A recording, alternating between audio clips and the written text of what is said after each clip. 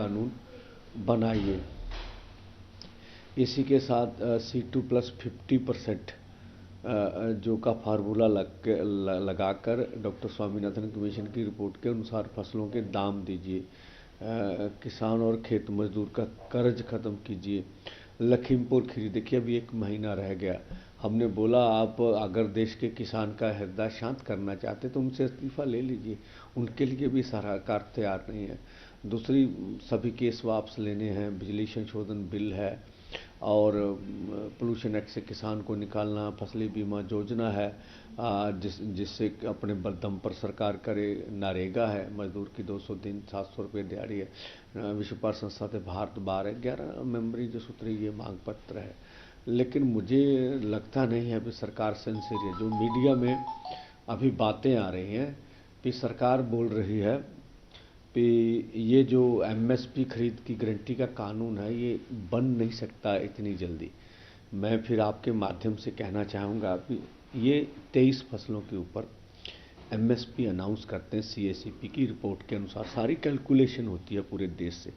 तो जिन फसलों के ऊपर आप MSP दे रहे हैं, पहले से अनाउंस करते हैं, कुछ की खरीद करते हैं, बाकियों की खरीद नहीं करते। हम तो इतना ही कह रहे हैं ना, उसके ऊपर लीगल गारंटी दे दीजिए भी उस MSP से नीचे हमारी फसल ना बने।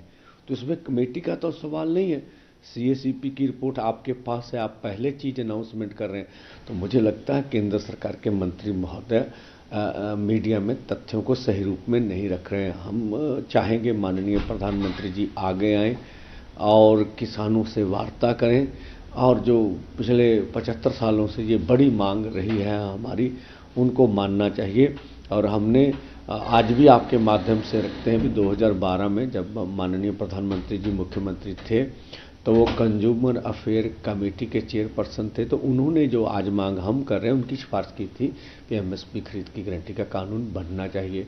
2018 में मोदी सरकार के समय में जो उस समय के खेती मंत्री थे उनके बड़े अधिकारी की चिट्ठी है हमारे पास भी, हम C2+50% के अनुसार जो फसलों के दाम देंगे।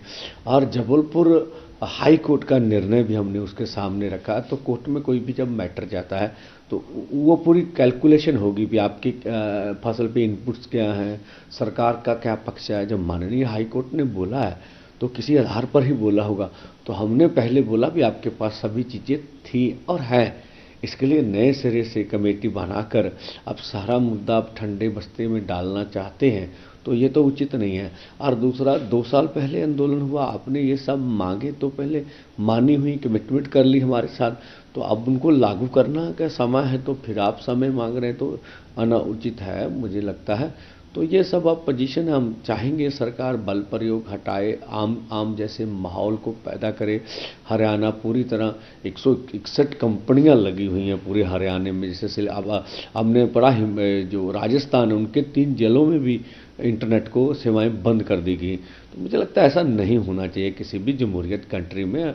हम इस देश के किसान मजदूर हैं, हमें अपनी बात रखने दीजिए। हम आगे आपने हमारी बात माननी ना माननी एक अलग बात है, हम तो चाहे हमारी बात माने, लेकिन हमें लोकतांत्रिक तरीके से अपना प्रदर्शन करने का अधिकार देना चाहिए।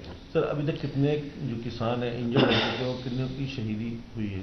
कल का एक उठ रहा था सवाल। देखिए कोई भी ऐसी अभी नहीं, अभी तो 61 किसान जो पटियाला में हॉस्पिटल में पहुंचे उनकी पुष्टि हो सकी है। और जो छुटपुट जो हॉस्पिटल भी नहीं गए वो तो सैकड़े होंगे जिनके ऊपर चल रहे हैं। तो शेलिंग आ गई, इधर से लग गया उधर लग गया, पत्रकार पे भी लगा। कुछ इस किस्म की मुझे नहीं लगता डेथ जो मीडिया में इस तरह की कोई हुई ना, बिल्कुल नहीं। हाँ, खनौरी बॉर्डर पे हम मालूम करेंगे, उधर तो नहीं कैसा हुआ, लेकिन हमारे आज तक जो हमारे पास पुष्टि है वो इस तरह की कोई खबर नहीं है। सर, जो किसान हुआ देखिए, एक तो उनके पास सभी कुछ है, वो अपने तौर पर वो सब कुछ मैनेज कर रहे हैं, बना रहे हैं। दूसरा, यहाँ जो लोकल लोग हैं उनका बहुत ज़्यादा सपोर्ट है हमें। वो सब कुछ यहाँ पानी लंगर सब कुछ लेके आ रहे हैं, हर तरह की मदद की जा रही है हमारे। तो अब लोगों की गिनती बढ़ रही है। हम पूरे देश के किसान खेत मजदूर से बोलेंगे, जैसे पंजाब हरियाणा से भी अधिक किसान जो है बॉर्डरों की ओर पहुँचे था जो हम अपना, और हम फिर आपके माध्यम से कहेंगे हमने बिल्कुल अपनी ओर से शांतमय तरीके से, पीसफुल तरीके से आगे भी हमारे जमाने अपना प्रदर्शन करना है। तो क्या ये जारी रहेगा? जैसे कल आप बैरिकेड तोड़ा था, आगे की तारें काफ़ी बैरिकेड लगे, कैसे पार करवाएंगे आप? हाँ देखिए, हम अपने कोशिश करेंगे भी टकराव से बचा जाए और सरकार हमें रास्ता दे, उसके लिए हम कोशिश करेंगे। नौजवान किसानों को क्या मैसेज देंगे? एग्रेसिव ना हो, उनको क्या मैसेज देंगे? नहीं, बिल्कुल ही कल हम नौजवानों के बीच रहें, इस तरह की कोई घटना नहीं। अगर कोई एक आध छुट-फुट उसकी हम इनकार नहीं कर सकते, तो वो भी हमारे नौजवान बड़ा पीसफुली ढंग से काम कर रहे हैं, और हम नौजवानों को कहेंगे कोई भी मीडिया आता है हमें उससे किसी तरह की बदतमीजी नहीं करनी चाहिए। खालिस्तान का एक टैग लग रहा है, बार बार दिखा रहे हैं, उस पर आप? देखिए,